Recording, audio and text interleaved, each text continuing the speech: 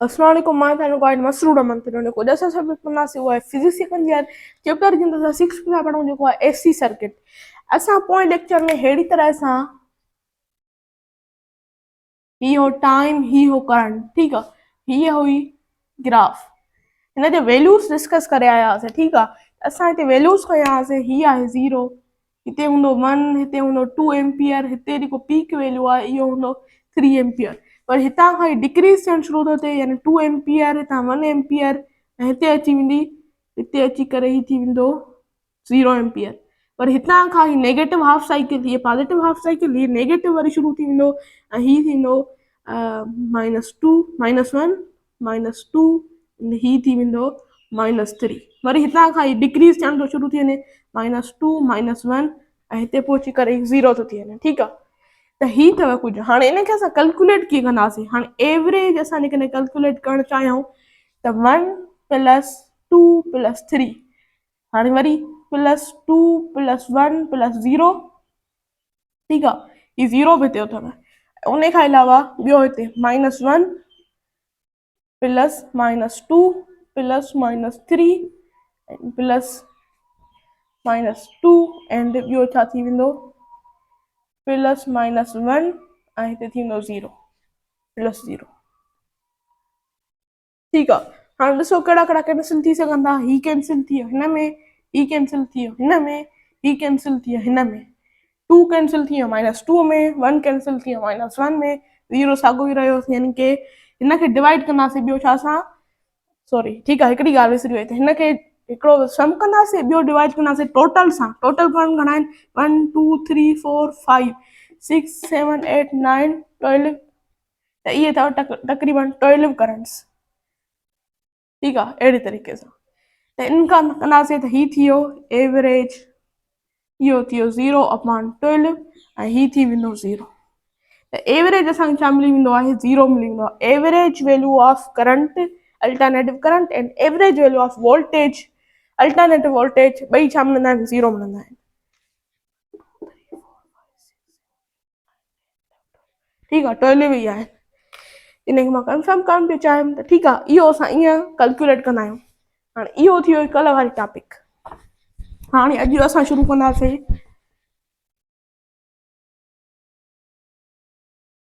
पहिरियां थोरो कॉन्सेप्ट वठो टॉपिक अॼु असांजो आहे एवरेज उन खां अलावा अॼु असांजो टॉपिक आहे root mean square value of current and voltage ठीकु आहे उन खां अलावा थोरो कॉन्सेप्ट इहो आहे त अहिड़ी तरह सां हिकिड़ो सर्किट हुजे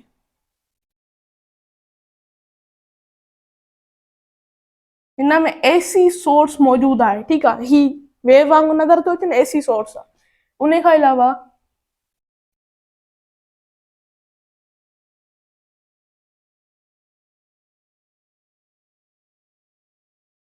अहिड़ी तरह हिते हिकिड़ो बल्ब मौजूदु आहे ठीकु आहे ऐं हीअ आहे डीसी एमीटर डीसी एमीटर छो लॻाईंदा आहियूं करंट खे मापण जे लाइ इहो हिकिड़ो डिवाइस आहे ठीकु आहे त जेकॾहिं डीसी एम्पियर असां रीडिंग था वठूं त 0 एम्पियर थो ॿुधाए ठीकु आहे त पावर छा जे बराबरि हूंदो आहे वी आई जे ठीकु आहे आई छा आहे 0 यानी इहो आई एंड वी आई ठीकु आहे त वी बि छा थी वेंदो 0 त पावर 0 थी वेंदो ठीकु आहे पावर 0 आहे पर हिते बल्ब जेको आहे न अञा ताईं ॿरे पियो थो ग्लो करे पियो थो बल्ब पावर त 0 आहे यानी करंट 0 आहे त पोइ बल्ब कीअं बि थो ॿरे इते मसइलो थी वियो न त इते मतिलबु एवरेज ई 0 न आहे त यानी डीसी एमीटर असांखे जेको एवरेज ॿुधाए थो 0 थो ॿुधाए पर 0 हिते न आहे जेकॾहिं असां एसी एमीटर था लॻायूं एसी एमीटर तव्हां ॾिठो त हुनजा वैल्यू छा था कनि 0 ऐं मैक्सिमम जे विच में वेरी कंदा था रहनि त एसी एमीटर बि कम में न ईंदो हाणे असांखे छा करिणो पवंदो हाणे असांखे पावर जो इहो फॉर्मूलो न पावर जो ही फॉर्मूलो यूज़ करिणो पवंदो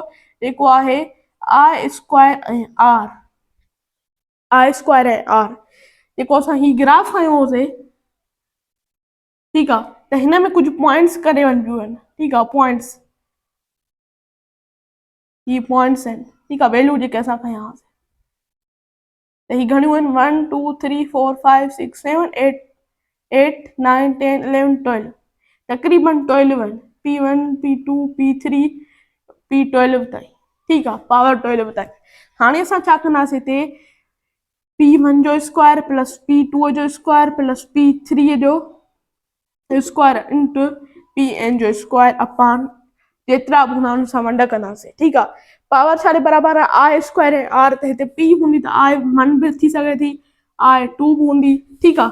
त हिन में छा थींदो, आई वन जो स्क्वायर ऐं गॾु छा अथसि आर प्लस आई टू जो स्क्वायर ऐं r plus r i three जो स्क्वायर ऐं r up to i n जो स्क्वायर ऐं आर ऐं इन खे वंड कंदासीं एन सां त असांखे मिलंदो एवरेज पावर। इहो अथव रूट मीन स्क्वायर, ठीकु आहे। त हाणे मां जेकॾहिं शुरू कंदमि त हाणे तव्हांखे सम्झ में ॻाल्हि अची वेंदी, ठीकु आहे। हिनखे मां ठाहियां थो। मसइलो कहिड़ो हो त असांखे जेको एवरेज पावर पियो मिले उहो ज़ीरो पियो मिले ऐं असां प्रॉब्लम वग़ैरह खां सॉल्व न पिया करे सघूं। इन करे असांखे ज़ीरो वारो वैल्यू न खपे, असांखे को न को वैल्यू खपे, त इन करे असां root mean square value use कंदा आहियूं। Root mean square values current जा बि थी सघंदा, वोल्टेज जा बि थी सघंदा। पहिरां मिनिमम ज़ीरो पियो मिले plus v naught, v naught छा आहे, पीक वैल्यू, पीक वैल्यू ऐं उन खां अलावा त ही घणा करंट आहिनि, इहे थिया ॿ वैल्यू, ठीकु आहे। त हिननि जो असां स्क्वायर कंदासीं, हिन जो बि असां स्क्वायर कंदासीं, ठीकु आहे। पहिरियों असां कीअं था खणूं, zero plus v not upon two, ऐं हाणे असां कीअं था खणूं, ज़ीरो जो बि स्क्वायर प्लस वी नॉट जो स्क्वायर अपान टू। हाणे अहिड़ी तरह सां वैल्यू तमामु घणो हाई ईंदो, वैल्यू तमामु घणो हाई ईंदो, इन करे असां रूट था लॻायूं, ठीकु आहे। त ज़ीरो जो स्क्वायर प्लस वी नॉट जो स्क्वायर अपान टू, त असां हिनखे था चऊं root mean square values, root mean square values of current. अहिड़ी तरह हूंदो अथव, ठीकु आहे। त हाणे जेकॾहिं मां कैलकुलेट करणु चाहियां त हीअ थींदो ज़ीरो त साॻी ॻाल्हि हूंदी आहे, त वी नॉट जो स्क्वायर अपान टू जो अंडर रूट, हिनखे अंडर रूट अलॻि अलॻि करे ॾेई वञा, वी नॉट जो स्क्वायर अंडर रूट अपान टू जो अंडर रूट, हे स्क्वायर अंडर रूट में कैंसिल थी वियो, त हिते छा थी वियो, वी नॉट अपान टू जो अंडर रूट, ऐं टू जो अंडर रूट छाजे बराबरि हूंदो आहे, 1.414, इन जे बराबरि हूंदो आहे। त लिखी सघो था त 1 अपान, ठीकु आहे, 1 अपान अंडर रूट टू ऐं इन खां अलावा वी नॉट, अहिड़ी तरह तव्हां लिखी सघो था त 1 अपान 1414 इंटू वी नॉट, 1 अपान 1414 0.707 ऐं वी नॉट जे बराबरि थी, ठीकु आहे। त हीअ जेको असां चवंदासीं परसेंटेज में कंदासीं, 100 सां ज़रब कंदासीं त इहो थींदो 70%, 70% off peak value of current. हाणे पीक वैल्यू ऑफ करंट यानी पीक असां छा था लिखूं, पी नॉट, ठीकु आहे। ही 70% ईंदो आहे परसेंटेज में अंदरि, ठीकु आहे। उन खां अलावा वोल्टेज में जेकॾहिं लिखणु थियो, वोल्टेज यानी root mean square value of voltage, ऐं इहो छा थींदो, इहो साॻियो ई थींदो, ही थी वेंदो 1 अपान अंडर रूट टू ऐं वी नॉट ऐं 1 अपान अंडर रूट टू 1 अपान 414 इंटू वी नॉट, ठीकु आहे। त इहो थींदो 0.707 ऐं वी नॉट, ठीकु आहे। ऐं उन खां अलावा पोइ छा थींदो, वी आर एम एस यानी रूट मीन स्क्वायर वैल्यू जेको थींदो उहो 70% off peak value of voltage, साॻियो ई थींदो आहे। साॻियो छो थो थिए, छाकाणि त जेको आहे यानी इंस्टोटेनियस जेको करंट हूंदो आहे उहो बि V naught sine omega t हूंदो आहे, ऐं वोल्टेज जो इंस्टोटेनियस बि V naught sine omega t हूंदो आहे। ॿिन्ही में साइन वारा वैल्यू आहिनि, इन करे ही छा था अची वञनि, साॻियो ई वैल्यू अची वेंदो। ऐं उन खां अलावा रूट मीन स्क्वायर जेके वैल्यू हूंदा आहिनि 220 वोल्ट्स ईंदा आहिनि असांजे घर में, ठीकु आहे। 220 वोल्ट यानी 220 वोल्ट ईंदा आहिनि। त असां हिते फार्मूलो तयारु करे सघूं था, त हीअ असांजो फार्मूलो थी वेंदो, कॾहिं ओ ही थी वेंदो तक़रीबन रूट मीन स्क्वायर बराबरि थी वेंदो छा सां, वी नॉट ऐं उन खां अलावा 0.707 इन जे बराबरि थी वेंदो। उन खां अलावा जेकॾहिं असां वी नॉट असां लिखूं त वी नॉट छा आहे असांजो, वी नॉट असांखे मालूम करिणो आहे, रूट मीन स्क्वायर वैल्यू छाजे बराबरि हूंदो आहे, वी नॉट अपान अंडर रूट टू जी, ठीकु आहे। वी नॉट असांखे मालूम करिणो आहे, ठीकु आहे, पीक वैल्यू ऑफ, ऐं ही छा आहे, हीअ आहे 220 वोल्ट ऐं मल्टीप्लाई कंदोसीं टू सां, अंडर रूट टू सां, त वी नॉट असांजो छा निकिरी ईंदो, वी नॉट निकिरी ईंदो तक़रीबन 113 वोल्ट, ठीकु आहे। इहो अची वियो पीक वैल्यू ऑफ वोल्टेज इन होम्स। ठीक आहे, इहो बि थी वियो। उन खां अलावा कुझु ग्राफ्स आहिनि, अचो त उहे डिस्कस कयूं। हाणे वरी असां हिकिड़ो प्रॉब्लम डिस्कस था कयूं ग्राफ में। ठीकु आहे, हिन में तमामु घणा क्वेश्चन्स ईंदा आहिनि, इन करे मां हिन ते फोकस घणो थो कयां। ही थियो टाइम जो। ठीकु आहे, त हीअ आहे, ठीकु आहे, वेव। मां इन खे अञा थोरो वधीक ठाहियां। ठीकु आहे, हीअ थी वई पॉज़िटिव साइकिल, हीअ थी वई नेगेटिव, हीअ थी वई पॉज़िटिव। अहिड़ी तरह हूंदो आहे। ठीकु आहे, हिते ज़ीरो आहे, हिते बि ज़ीरो, हिते बि ज़ीरो, होॾे बि ज़ीरो। वैल्यू रखंदा वञूं त हीअ थींदो 2, ही 0, 2, पीक वैल्यू 4, 6, 8, 10, 12, 14, 16। ये थी रखिया वैल्यू, ही एवरेज वैल्यू। ठीकु आहे, मैक्सिमम वैल्यू। हाणे असांजो छा थींदो, रूट मीन स्क्वायर छाजे बराबरि हूंदो, रूट मीन स्क्वायर पर छाजो, करंट जो। ठीकु आहे, करंट जो बराबरि हूंदो आहे 0 जो स्क्वायर प्लस V0 जो स्क्वायर अपॉन 2, ऐं ही थी वियो अंडर रूट। 0 साॻियो ई असां रखंदासीं। ठीकु आहे, 0 त कैंसिल थी वियो, 0 जो स्क्वायर 0 कैंसिल। V0 असांजो छा आहे, V0 यानी पीक वैल्यू आहे 4, 4 जो असां रखंदासीं स्क्वायर अपॉन 2, ऐं हिन जो छा रखंदासीं, अंडर रूट। 4 जो स्क्वायर केतिरो थींदो, 16 थी वेंदो, 16 अपॉन 2, ऐं इहो थींदो 8। ठीकु आहे, 8 पर अंडर रूट अञा ताईं आहे। ठीकु आहे, 8 जो अंडर रूट। हाणे इन खे छॾियो, हाणे ॾिसो 16 किथे आहे, हेसि ताईं, त ही थी वियो ही। ठीकु आहे, ऐं ही थी वियो V0 जो स्क्वायर। ठीकु आहे, अहिड़ी तरह वरी जेकॾहिं असां हिते मालूम करणु चाहियूं, ठीकु आहे, 8 थी वियो, ऐं 8 जो अंडर रूट कहिड़ो हूंदो, 2 अंडर रूट 2। ठीकु आहे, तमामु घणो आसान। हिन खे थोरो क्लियर थो कयां। मां नेगेटिव हाफ साइकिल जो ॾिसणु थो चाहियां। ठीकु आहे, नेगेटिव हाफ साइकिल जो ही जेको थींदो उहो थींदो V0। ठीकु आहे, पर रिवर्स डायरेक्शन में। ऐं हिन जो बि जेकॾहिं असां नेगेटिव जो बि स्क्वायर कंदासीं त छा मिलंदो, पॉज़िटिव मिलंदो। यानी कि हिन जो बि छा थो मिले, V0 जो स्क्वायर साॻियो ई थो मिले 16। ॻाल्हि सम्झ में आई, नेगेटिव जो स्क्वायर कंदासीं पॉज़िटिव मिलंदो, यानी हिन जो बि छा थींदो, मथे ठहंदो, यानी ही थी वियो V0 जो स्क्वायर।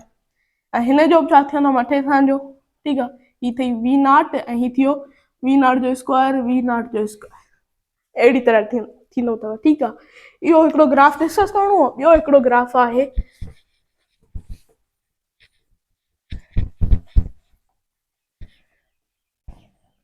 साइनोसोडियल, हिकिड़ो ग्राफ हुजे अहिड़े तरीक़े सां। ही आहे V0 पीक वैल्यू, ऐं हिन खे न मिसाल मां खणा 10 एम्पियर। ठीकु आहे, 10 एम्पियर। उन खां अलावा त जेको हूंदो आहे रूट मीन स्क्वायर, जेको वैल्यू हूंदो आहे उहो बराबरि हूंदो आहे 0.7 इंटू V0। इन जे बराबरि हूंदो आहे, ऐं 0.7 ऐं V0 छा आहे, 10 आहे, त ही छा थींदो, इहो थींदो 7 ampere. Root mean square value of current 7 ampere. ठीकु आहे, ही थी वियो रूट पीक वैल्यू, ऐं ही थी वियो ईअं। ठीकु आहे, हिन जो ॿियो हिकिड़ो ग्राफ जेको ठाहियूं त अहिड़ी तरीक़े सां इहो ठहंदो, इहो थींदो 7 एम्पियर। हाणे रूट मीन स्क्वायर वैल्यू जी डेफिनेशन छा थींदी, root mean square value in AC source में। हाणे इहो छा आहे, वेन इट इज इक्वल्स, इहो चवंदा इक्वल्स टू डीसी सर्किट सां which flows same circuit में फ्लो करे in the same resistor में and in the same time पोइ साईं चवंदासीं इहो छा आहे, रूट मीन स्क्वायर वारो वैल्यू आहे एसी करंट। यानी इन जो चवण जो मतिलबु त साॻे सर्किट में, साॻे रेजिस्टर में, साॻे टाइम में हे जेको फ्लो थो करे, ठीकु आहे, त उहो रूट मीन स्क्वायर वैल्यू आहे। ठीकु आहे, त सेम रेजिस्टर,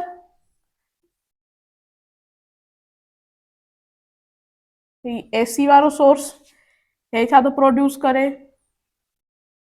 हे हीट प्रोड्यूस करे, प्रोड्यूस सेम हीट। ठीकु आहे, ऐं इन करे मां ॿियो ही रेज़िस्टर खणां थो, ही पॉज़िटिव ही नेगेटिव, ऐं ही आहे डीसी वारो। ठीकु आहे, डीसी वारो, ऐं हिन में जेका सेम हीट फ्लो थिए, हीट जो फ्लो सेम थिए, असां चवंदासीं इहो छा आहे, root mean square value of AC current आहे। जेकॾहिं मुंहिंजो तव्हांखे लेक्चर पसंदि आहे त मुंहिंजे लेक्चर खे ज़रूरु लाइक कयो, मुंहिंजे चैनल खे ज़रूरु सब्सक्राइब कयो। अल्लाह हाफ़िज़।